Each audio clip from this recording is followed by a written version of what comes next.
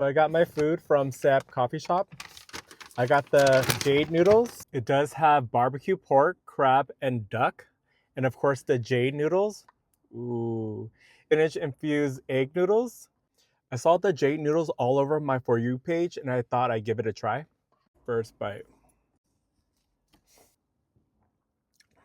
The duck. Barbecue pork. Let's try some crab.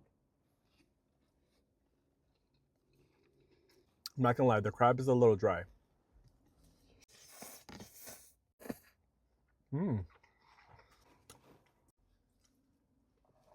Honestly, the noodles is nothing special, but it's not horrible.